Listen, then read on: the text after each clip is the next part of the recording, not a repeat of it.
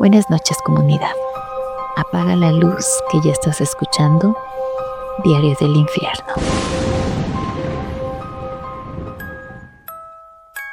Comenzamos con nuestro primer relato. ¿Alguna vez han sentido que algo los mira desde la oscuridad? No el miedo de quedarse sin luz en un cuarto cerrado. Hablo de ese otro miedo, el de saber, sin poder explicarlo, que afuera de donde están hay algo que los está observando con una calma que no debería existir en ningún ser vivo.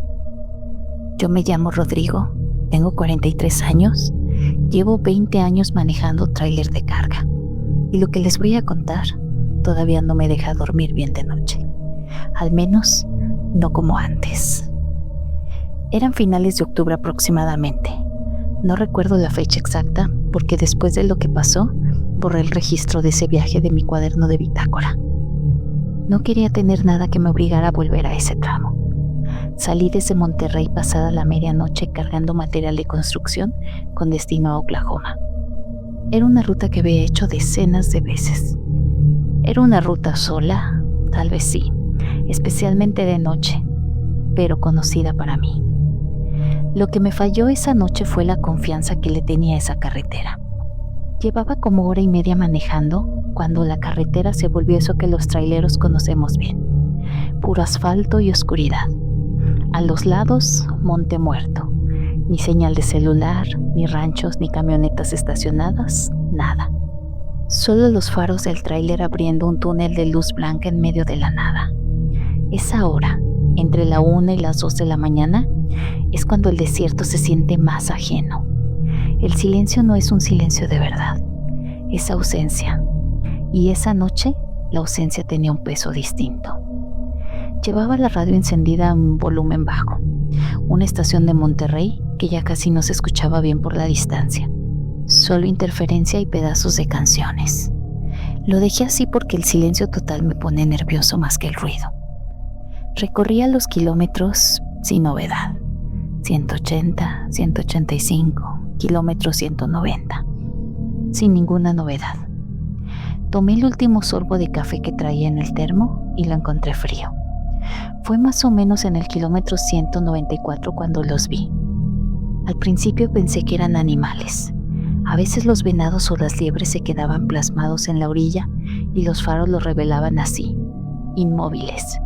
Pero cuando el haz de luz los alcanzó de lleno, no eran animales.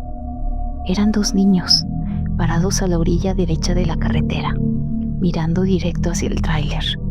Una niña con un vestido rojo y un niño junto a ella descalzo. Los dos quietos como postes, los dos con los brazos pegados al cuerpo.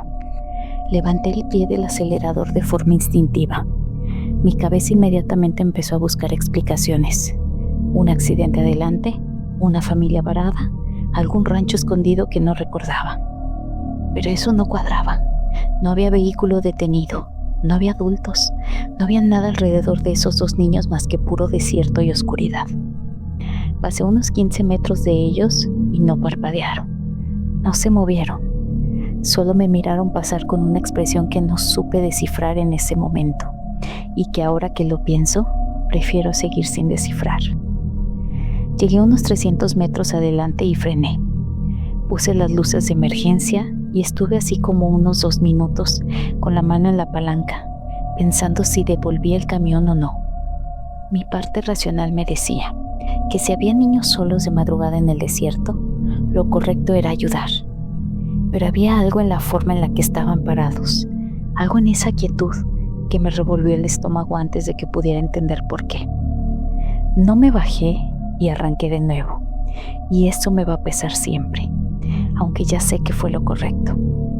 Lo que no supe en ese momento es que ya no importaba si me quedaba o si me iba. Ya me habían visto, y lo que te ve en ese desierto no necesita que te quedes para alcanzarte. Seguí manejando, le subí al radio, me tomé el café frío de un trago y me dije a mí mismo que eran hijos de algún ejidatario que vivía por ahí, que se me estaba yendo la imaginación, que el cansancio juega trucos. Me lo dije con suficiente convicción como para que durante los siguientes casi 10 minutos lo creyera. Casi. El primer golpe lo escuché 10 minutos después. Un golpe fuerte, hueco, directamente sobre el parabrisas.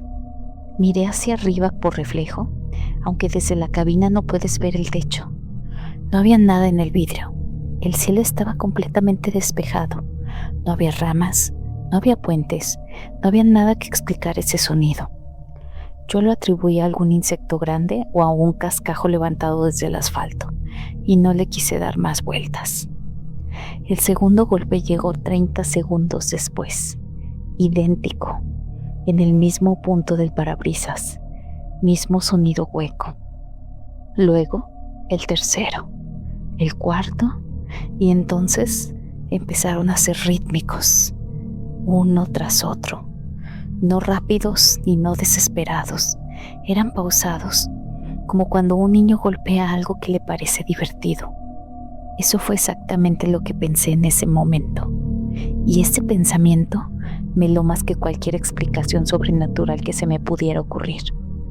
Sonaba exactamente como un niño golpeando el vidrio con los nudillos para llamar la atención. Bajé la velocidad, pero no frené. El corazón ya me latía distinto, más despacio pero fuerte, como cuando el cuerpo decide economizar antes de correr. Apagué el radio, quería escuchar bien, y ahí fue cuando los escuché. Risas. Eran risas de niños. Venían de adentro de la cabina, no del exterior, no del techo, no de los costados, de adentro, de algún lugar entre el asiento del copiloto y la litera trasera. Ese espacio pequeño donde cargo mi mochila y los refrescos. Eran risas agudas, cortas, como si algo estuviera jugando a esconderse y le diera gracia que no lo encontrara. Encendí la luz interior del techo y miré hacia atrás, pero no había nada. La mochila estaba en su lugar, los refrescos en su lugar. Las risas duraron unos 20 segundos y pararon, y el silencio que vino después fue peor. Era ese tipo de silencio que no es de descanso, sino de espera. Pisé el acelerador, quería salir de ese tramo y llegar a algún poblado, o alguna luz de gasolinera, o a cualquier señal de que el mundo seguía siendo normal. Había acelerado unos 90 kilómetros por hora cuando las manos aparecieron. Las vi por el espejo retrovisor exterior del lado derecho. Primero pensé que era un reflejo raro, algo del asfalto o de la luna, pero no, eran manos, 2 pares de manos de niños pequeños, pálidas, casi sin color, golpeando el cristal desde arriba, desde el techo del tráiler, golpeando el vidrio lateral como si quisieran entrar. Las manos de los niños no deberían verse así. Las manos de los niños son suaves, rosadas. Estas eran otra cosa.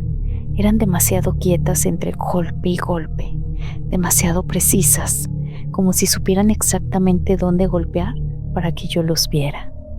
Solté un grito que nunca le voy a contar a nadie en persona, de esos gritos que te salen solos, del fondo, cuando el miedo te agarra antes que la cabeza pueda procesarlo. Pisé el freno y frené de emergencia. El tráiler hizo ese chirrido largo que los traileros conocemos bien, el que te avisa que las llantas están al límite. El camión se detuvo en menos de 100 metros y las manos seguían ahí, sin resbalarse, sin proyectarse hacia adelante, sin ninguna reacción a la frenada violenta que acababa de hacer. Eso fue lo que me quebró por dentro esa noche. Un ser vivo, una persona real, cualquier cosa con peso y masa real, habría salido disparado hacia adelante con esa frenada. Algo físico no puede mantenerse estático en el techo de un tráiler cuando frenas así. Pero esas manos no se movieron ni un centímetro fuera de donde estaban. Y entonces siguieron golpeando como si nada. No sé cuánto tiempo estuve parado con el motor encendido y las luces de emergencia parpadeando. Puede que unos 2 minutos, puede que 10. El tiempo no funciona igual cuando el miedo te tapa los sentidos. Lo que sí sé es que en algún momento tomé la decisión más irracional y más inevitable que he tomado en mi vida. Arranqué de nuevo. No podía quedarme. Quedarme parado en ese tramo solo, de madrugada, con lo que fuera que había encima de mi cabina, era la única opción que sentí peor que seguir manejando. Así que metí primera, pisé el acelerador y empecé a ganar velocidad de nuevo. Y los golpes no pararon, cambiaron. Ahora no era solo en el techo delantero, era todo el largo de la cabina. Primero adelante, luego en el centro, luego hacia atrás, como si algo estuviera desplazándose, caminando sobre el metal a 90 kilómetros por hora. Y cada vez que las manos se asomaban por las ventanas laterales desde arriba, los dedos arañaban el vidrio antes de retirarse, sin urgencia, sin prisa, como un juego que tenían todo el tiempo del mundo para terminar. Manejé así casi 30 minutos. 30 minutos con las manos al volante, los nudillos blancos sin soltar el acelerador y sin atreverme a mirar por el retrovisor interior más de medio segundo cada vez. El sudor me empapó la camisa desde la espalda hacia adelante. Tenía la boca seca, pero no podía soltar el volante para agarrar el termo. La radio no encendía o no quise encenderla. Ya no lo recuerdo. Solo existía el ruido del motor, el sonido del viento y esos golpes. En algún punto de esos 30 minutos, los golpes se detuvieron. No gradualmente, de golpe, como si alguien hubiera apagado un interruptor. Y ese silencio fue lo más aterrador de toda la noche. No paré el camión cuando terminaron los golpes. Seguí hasta que vi las luces de una gasolinera a lo lejos. Entré al estacionamiento, metí el freno de mano y me quedé sentado sin moverme durante un buen rato. Un velador me miró desde la caseta de cobro. No salió a preguntarme nada. Quizás ya había visto antes a traileros detenidos ahí con esa cara. No dormí esa noche. Esperé a que amaneciera dentro de la cabina con todas las luces encendidas, sin bajar al baño, sin comer. Al salir el sol, llamé a un amigo que también es trailero. Le conté lo que había pasado y me escuchó sin interrumpirme. Cuando terminé, me dijo una sola cosa: súbete al techo. Yo no quería, le dije que no quería. Me repitió que subiera. Así que subí por la escalerilla trasera con las piernas temblando. El sol ya calentaba el metal. Eran casi las 7 de la mañana y la luz era completamente normal, completamente ordinaria. Eso fue lo que me hizo más daño, ver todo tan normal mientras subía. El techo del tráiler estaba cubierto de polvo del desierto, ese polvo fino, blanquecino, que se acumula en los tramos desérticos y que se pega al metal en capas delgadas. Siempre está ahí después de cruzar ese tramo. Sobre ese polvo había huellas de pies descalzos, pequeños, del tamaño de un niño de 8 o 9 años, que recorrían todo el largo de la cabina de adelante hacia atrás y de atrás hacia adelante, varias veces. Y entre las huellas de pies, marcas de manos, pequeñas, con los 5 dedos bien definidos en el polvo. Eran palmas planas, como si alguien se hubiera agachado a apoyarse mientras caminaba a alta velocidad sobre el metal. 2 pares de pies, 2 pares de manos. Me bajé del techo, no tomé fotos, no sé por qué no las tomé. Creo que una parte de mí sabía que si las tomaba, tendría que verlas después y no estaba seguro de poder hacerlo. Lo que sigo pensando, lo que no me deja estar tranquilo, no es lo que eran, es por qué pararon. Porque algo que hace eso no para porque se canse, para porque terminó lo que vino a hacer. Mucha gente que sabe la historia me ha preguntado si creo que eran almas, niños que han fallecido en algún accidente de ese tramo, que buscan algo sin saber bien qué. Gente que me conoce bien me ha dicho que a lo mejor era el cansancio, que a lo mejor el cerebro inventa cosas cuando llevas horas solo en el desierto. A esos les pregunto siempre lo mismo. ¿Y las huellas? ¿Las inventó también el cansancio? No tengo una respuesta para lo que eran. La verdad es que tampoco quiero tenerla. Lo que sí sé es que esa carretera, ese tramo entre el kilómetro 190 y el 210, Lo evito desde entonces. Le doy una vuelta de casi 2 horas por una ruta alterna. Mis jefes me han preguntado por qué. Les digo que hay baches, que el asfalto está en mal estado. No les voy a decir la verdad. La verdad es que a veces, cuando llevo mucho rato manejando de noche y el desierto se pone quieto y la radio empieza a fallar, juro que vuelvo a escuchar ese ritmo otra vez. No sé si viene de afuera o si ya lo traigo por dentro. Ojalá y sea lo primero. Continuamos con la siguiente historia.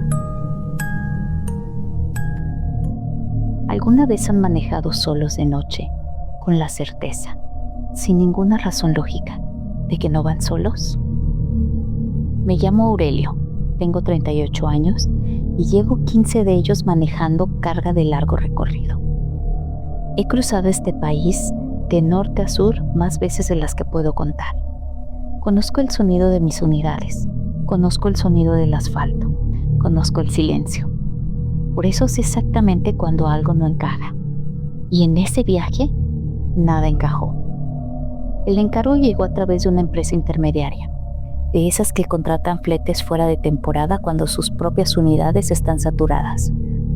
No era algo raro, lo habían hecho antes. Me dijeron que era un contenedor cerrado con mercancía industrial de exportación, ya sellado y documentado, que salía desde un depósito en el Estado de México con destino a Nuevo México. Me dieron los papeles, me dieron el número de contenedor y me dijeron que no necesitaba saber más. Eso también era normal.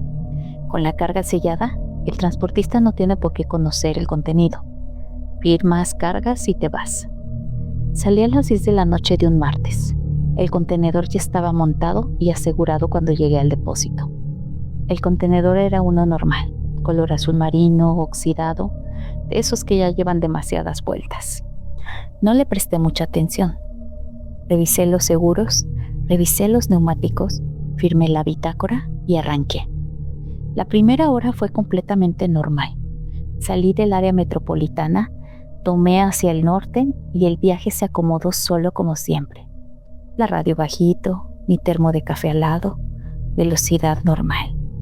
La noche estaba despejada y el tráfico era escaso, así que todo bien. El primer golpe lo escuché cuando llevaba unos 120 kilómetros. Un ruido que venía de atrás. No del motor, no de la suspensión. De atrás, del área de carga. Lo atribuí al movimiento normal. La carga siempre hace ruido aunque esté bien asegurada. El asfalto imperfecto transmite vibración y a veces las cajas se acomodan solas. Era completamente normal, así que seguí manejando. 5 minutos después, escuché otro golpe, idéntico, mismo tono, mismo punto de origen, y luego otro y otro. Y entonces me di cuenta de que no eran ruidos irregulares como lo serían si fueran las cajas moviéndose. Eran rítmicos, espaciados de forma casi uniforme, como algo que golpea con intención. Me paré en el acotamiento, bajé con la linterna y revisé los seguros del contenedor. Todo estaba en orden, los cierres intactos, el sello de la empresa intacto. No había manera de que algo se hubiera movido adentro de forma independiente. Así que volví a la cabina convencido de que era la suspensión o el asfalto o mi cansancio anticipado. Me dije eso y lo creí durante un rato. Nunca pensé que lo importante no eran los golpes. Lo importante era lo que vino justo después de que el camión se detuvo por primera vez y el motor se apagó y todo quedó en silencio. Lo que escuché en ese silencio no lo puedo describir con exactitud sin que suene exagerado, así que lo voy a decir como lo escuché. Era un llanto, tenue, apagado, como filtrado, pero llanto. No era el chirrido de un freno, no el zumbido de algún componente eléctrico. Llanto humano, débil pero inconfundible. Volví a bajar, toqué el contenedor con la palma de la mano y el metal estaba frío, más frío de lo que debería estar para ser una noche templada. Pegué el oído a la pared lateral y nada, solo el eco de mi propia respiración rebotando contra el acero. Me alejé 2 pasos y lo escuché de nuevo, desde afuera, más claro, y venía de adentro. Subí a la cabina y me quedé ahí parado con el motor en neutral sin saber qué hacer. Llamar a la policía, con eso era arriesgarme a parecer un loco o a meterme en un problema que no era mío. O seguir manejando era ignorar algo que no podía ignorar. Al final, hice lo que hace cualquier tráiler en esa situación. Arranqué y decidí que en la siguiente área de descanso me pararía y volvería a revisar con más calma. Los golpes no volvieron mientras estuve en movimiento. Eso debería haberme tranquilizado, pero no lo hizo. El área de descanso donde me paré estaba a la altura de Zacatecas.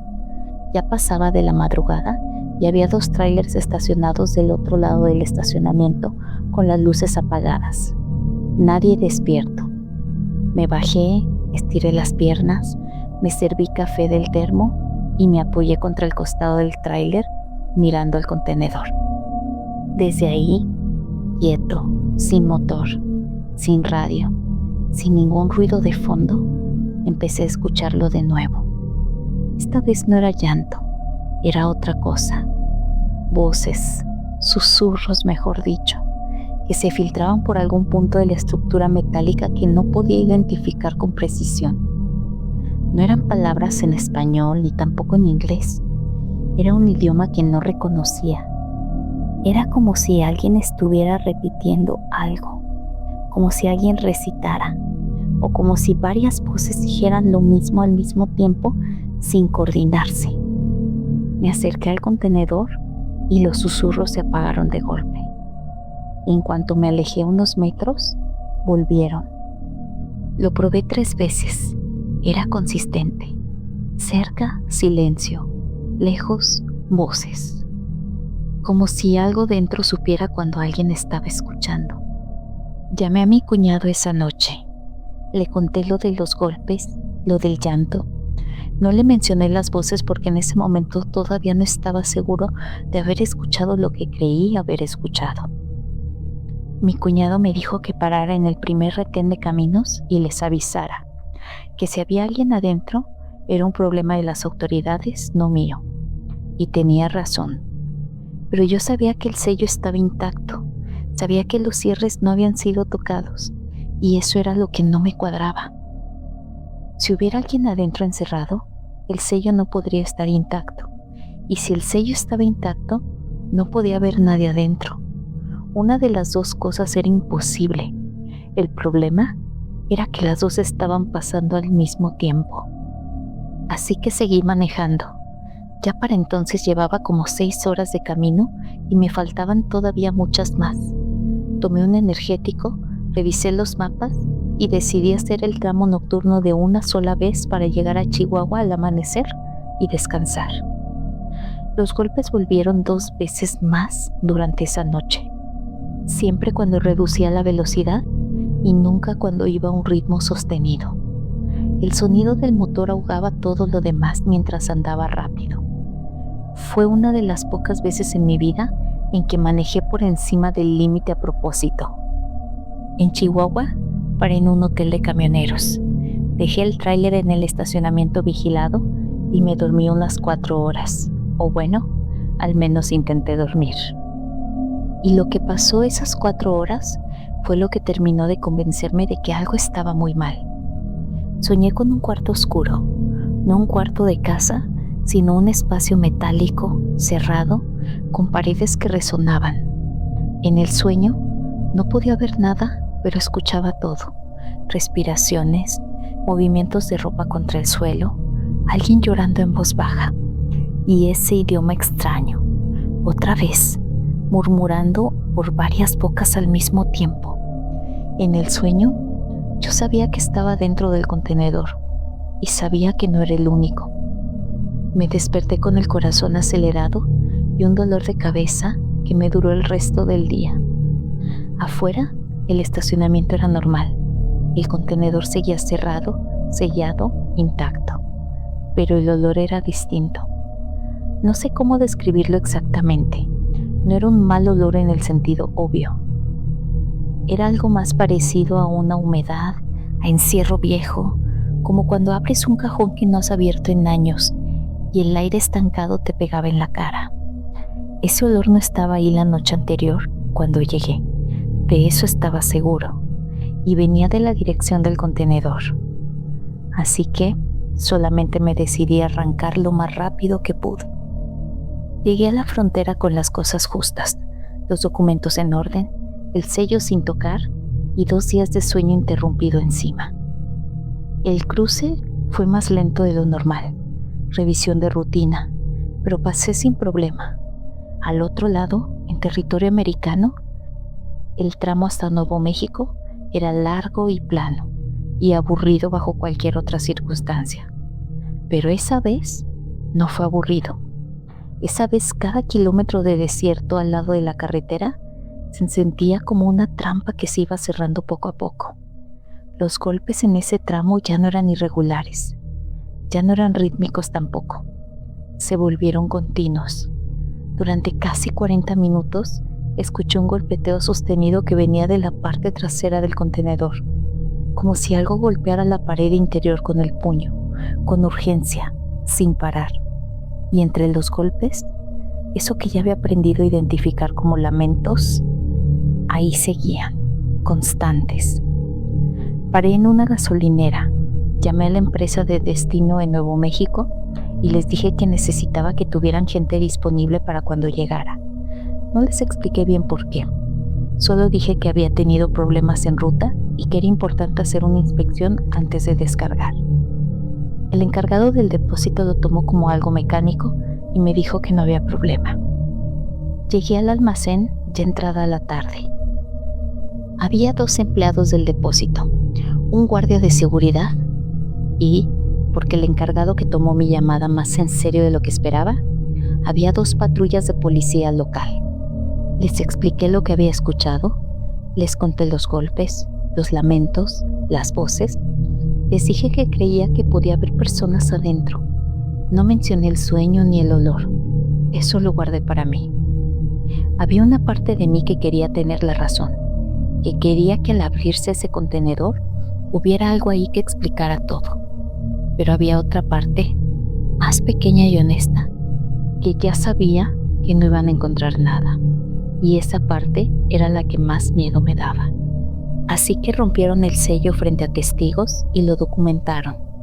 Abrieron los portones y adentro, cajas de cartón reforzado apiladas hasta el techo en bloques compactos sin espacio entre ellas. Nada que no fuera lo declarado en el manifiesto de carga. Los policías entraron con linternas y revisaron cada rincón accesible. Después, trajeron un montacargas y empezaron a sacar las cajas una por una, apilándolas en el estacionamiento del depósito. Tardaron casi 2 horas en vaciar el contenedor por completo. No había nadie adentro, no había rastro de presencia humana, no había ropa, no había comida, no había marcas en las paredes interiores. No había nada que sugiriera que alguien había estado alguna vez en ese espacio durante el viaje. El metal interior estaba limpio, frío y sin sonido. Un policía me explicó con mucha amabilidad que el agotamiento en conductores de largo recorrido produce alucinaciones auditivas documentadas. Me habló de estudios, estadísticas, de traileros que han parado en emergencia por escuchar cosas que no existían. Me lo dijo con respeto, sin hacerme sentir mal. Firmé una declaración, me devolvieron el camión y el asunto quedó registrado como una falsa alarma por estrés en ruta. No discutí, firmé y me fui. Pero yo sé lo que escuché. Hice algo más que no le conté a ningún policía esa tarde. Mientras el montacargas sacaba la última tarima de cajas y el contenedor quedó completamente vacío por primera vez desde que lo cargué en el Estado de México, me quedé parado en el umbral mirando hacia adentro. El espacio vacío, las paredes de acero, el piso metálico. Y en ese silencio, por un momento que no duró más de 2 o 3 segundos, escuché ese idioma otra vez. No desde adentro del contenedor, desde todas partes y desde ninguna, como si el sonido viniera del aire mismo. No se lo dije a nadie porque nadie me lo habría creído. Después de eso busqué por mi cuenta. Pregunté sobre el historial del contenedor, su número de serie, por dónde había pasado antes de llegar a ese depósito en el Estado de México, y no encontré mucho, pero lo poco que encontré no me dio paz. Ese contenedor había hecho rutas desde puertos del sur, en zonas conocidas por otro tipo de tráfico, no de mercancía industrial. No voy a decir más que de eso, porque no tengo pruebas. Solo tengo una teoría que me construí en los meses siguientes. Mi teoría es que ese contenedor no llevaba personas cuando yo lo manejé, pero había llevado personas antes, muchas veces, y algo de ellas, algo de su miedo, de su desesperación, de lo que vivieron adentro en esas 4 paredes de acero, había quedado grabado ahí, no como fantasmas, no como espíritus, sino como energía sin nombre, como una memoria que queda en el metal y que no sabe soltar.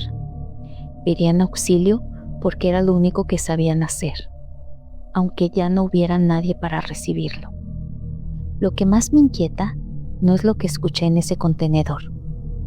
Es que desde entonces, en cualquier ruta, cuando el motor se apaga y el silencio entra, me tardo demasiado en estar seguro de que estoy solo. Dejé de hacer fletes de contenedor cerrado. Mis jefes lo aceptaron sin hacer muchas preguntas. Ahora solo trabajo con plataformas abiertas donde puedo ver la carga desde el espejo en todo momento. Dicen que es una manía, que es lo que le pasa a los traileros mayores, que se les va poniendo la cabeza rara con los años. Y puede ser, no lo voy a negar.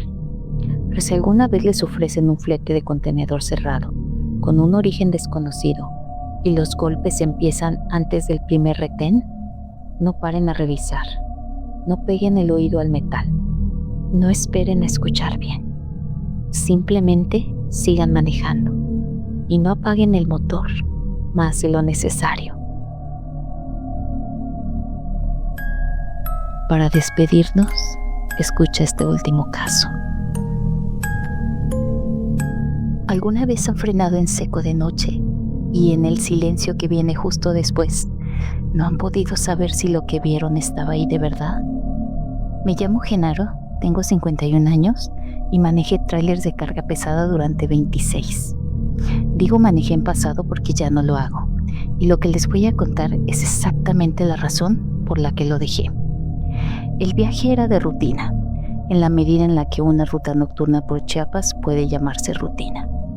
Carga de barrotes desde Tuxtla hacia la frontera con Guatemala, un tramo que había hecho quizá unas 30 veces a lo largo de los años. La carretera chiapaneca de noche es una cosa particular, curvas cerradas, pendientes largas, selva a los lados tan densa que los faros no penetran más de unos metros entre los árboles. En el día es una ruta bonita, pero de noche es otra cosa. Salí pasadas las 11. La unidad estaba en buen estado, recién revisada. Los frenos, perfectos, como me lo habían confirmado el mecánico esa misma tarde. Llevaba agua, comida, el termo cargado, todo lo que necesitas para un tramo largo. Iba bien. La primera hora transcurrió sin problema. La carretera sola y el radio funcionando bien. Una estación de música grupera que se fue perdiendo conforme me alejé de la ciudad. Eran más o menos las 2:20 cuando la vi. Apareció en el haz de los faros de un solo golpe, como si hubiera salido de la selva directamente al centro de la carretera.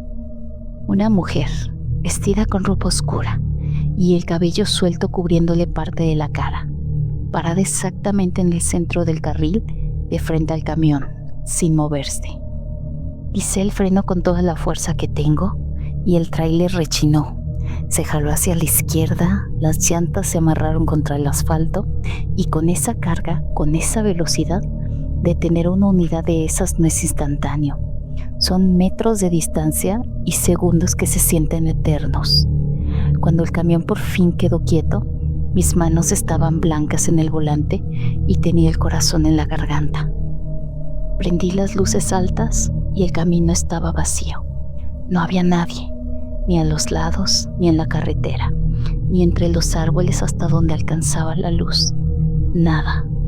Bajé de la unidad con la linterna, revisé el frente del camión, revisé el asfalto alrededor y nada. Sin rastros de pisadas, sin ropa, sin nada que indicara que alguien había estado parado ahí 10 segundos antes. El calor de la selva me cayó encima en cuanto puse un pie en el pavimento, ese calor húmedo y espeso que tiene la vegetación chiapaneca incluso a medianoche. Me quedé parado ahí, en el asfalto un rato, con la linterna apuntando hacia la línea de los árboles, y nada se movió. Ningún sonido fuera de lo normal. Grillos, alguna rana, el viento, todo normal. Subí al tráiler, tomé agua, respiré hondo y me dije lo que cualquier trailero se dice en esos casos. Fue el cansancio, fue una ilusión óptica, quizá un animal grande, lo que fuera, y arranqué de nuevo. Lo que no entendí en ese momento es que bajar de la cabina a buscarla era exactamente lo que ella quería, no para que la encontrara, sino para que me alejara del volante el tiempo suficiente. Manejé unos 3 kilómetros más sin novedad. La carretera seguía igual de sola, las curvas se sucedían una tras otra con la regularidad de siempre. Subí el volumen de la radio para tener algo para escuchar. La señal había empeorado.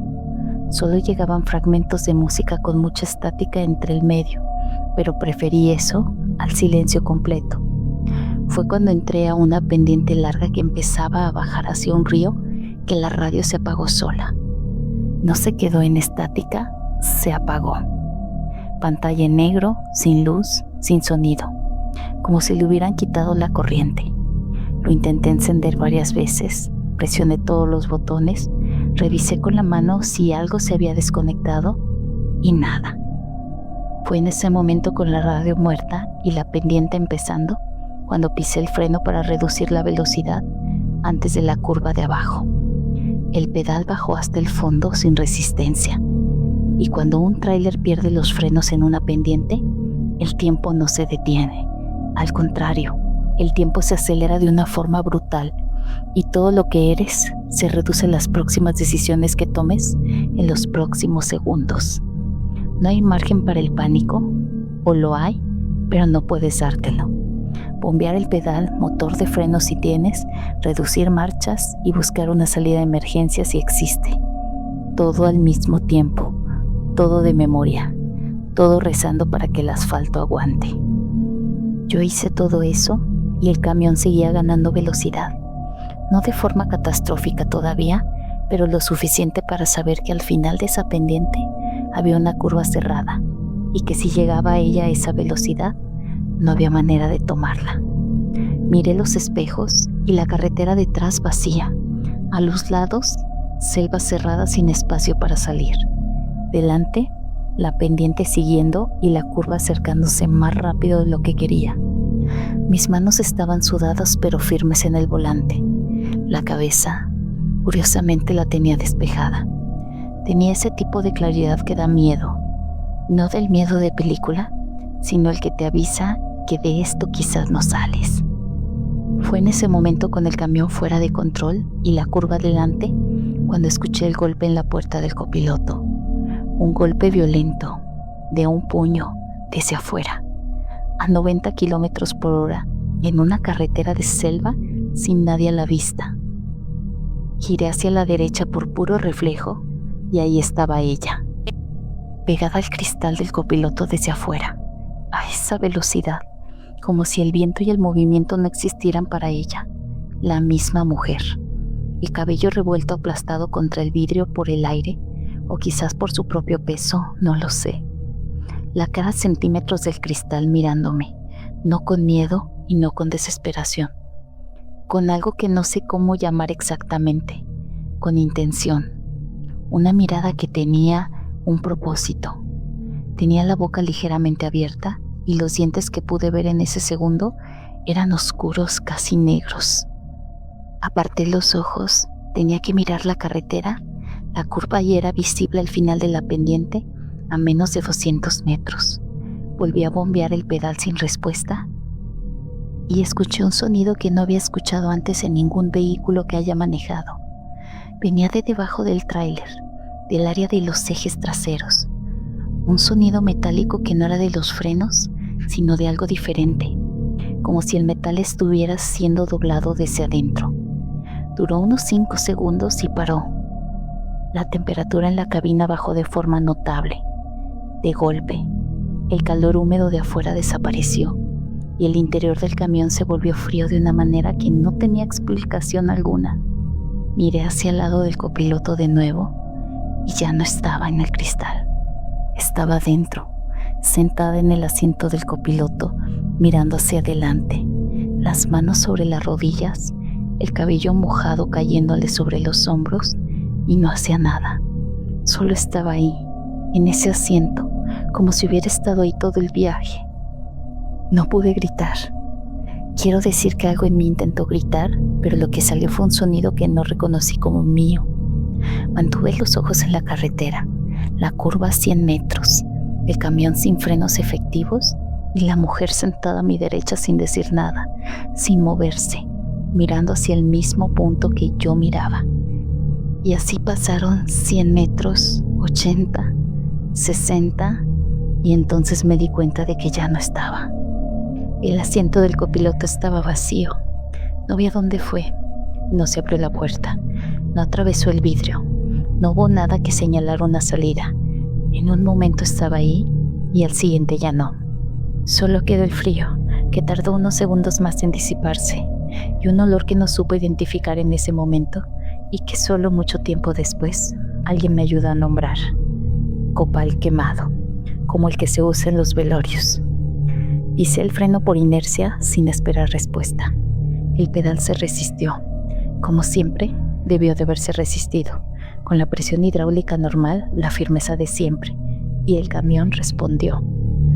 Pude reducir la velocidad en los últimos 40 metros antes de la curva. Entré a ella despacio, la tomé bien, y del otro lado de la curva había una recta larga y plana donde por fin pude detenerme por completo. Estuve parado ahí yo creo que media hora, con el motor en marcha, todas las luces encendidas, las manos todavía en el volante. No bajé, no moví el asiento del copiloto ni lo toqué. Miraba hacia adelante como si moverme pudiera recordarle a algo que todavía estaba ahí. Al final arranqué y manejé sin parar hasta llegar a un poblado con luz eléctrica y gente. Eran casi las 3 de la mañana cuando encontré una gasolinera abierta. El encargado me miró la cara y no preguntó nada. Solo me señaló el baño y me ofreció café. Me lo tomé sentado afuera, mirando la carretera por donde había venido, sin poder quitarme de la cabeza esa imagen. Ella en el asiento, las manos en las rodillas, mirando hacia adelante, sin urgencia, como si ya supiera cómo iba a terminar todo. Lo que más me perturbó no fue verla, fue que en ningún momento sentí que estaba amenazándome. Sentí que me estaba estudiando, como si yo fuera el experimento y ella llevara mucho tiempo haciéndolo. Al día siguiente, en el mismo poblado, mientras esperaba que revisaran los frenos de la unidad, hablé con 2 traileros que conocían esa ruta mejor que yo. No les pregunté de forma directa, solo mencioné que había tenido un susto en la noche anterior, que había visto algo en la carretera, y no necesité decir más. Uno de ellos, un hombre ya mayor con muchos años de ruta chiapaneca, me contó algo, y lo que me contaron no lo puedo verificar. Son cosas que corren de boca en boca entre la gente de la carretera, sin documentos ni fechas exactas, pero la historia era consistente entre los dos, y eso me dijo algo. Hablaban de una mujer que había vivido en esa zona desde mucho antes de que la carretera existiera, alguien que en los pueblos de la región era conocida por sus conocimientos o sus prácticas, según como lo quieras ver, que había muerto atropellada en ese mismo tramo a finales de los años 70, cuando la carretera todavía era nueva y los camiones pasaban a velocidades que el asfalto de entonces no estaba pensado para soportar. El mecánico que revisó el tráiler esa tarde no encontró ninguna falla en el sistema de frenos, ninguna. Lo revisó 2 veces porque no le cuadraba lo que yo describí. Me dijo que todo estaba en perfectas condiciones, que era imposible que hubiera fallado de la forma en la que yo describía sin dejar alguna evidencia mecánica. Le dije que sí, que debía haberme confundido. Firmé el reporte y lo dejé así. Terminé el viaje, entregué la carga y regresé. Y cuando la empresa me asignó la siguiente ruta, pedí que fuera de día y por otra carretera. Cuando me preguntaron por qué, dije que era por cansancio acumulado. Dejaron pasar eso una vez, 2 veces. A la tercera ya no había forma de explicarlo sin que sonara raro y no encontré una explicación que sonara normal. Así que entregué la unidad, firmé mi salida y me fui. La gente que me conoce dice que exageré, que un incidente de carretera, por más impactante que sea, no justifica dejar un trabajo de 26 años. Quizás tienen razón en lo que ven desde afuera. Lo que no pueden ver es que desde esa noche, cada vez que manejo de noche por cualquier carretera, reviso el asiento del copiloto cada pocos minutos. No por costumbre, por necesidad. Porque la imagen de ella sentada ahí, quieta, con las manos en las rodillas, mirando hacia adelante, no se fue con el tiempo como uno esperaría. Se quedó. Y lo que más me pesa de todo esto no es lo que viví en esa pendiente ni la sensación de que iba a morir. Lo que me pesa es una pregunta que nunca voy a poder responder.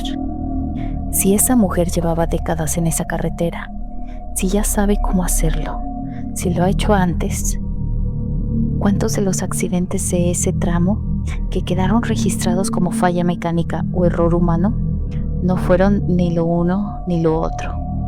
Esa pregunta no me la hago seguido, pero cuando me la hago, no encuentro ninguna respuesta que me deje tranquilo.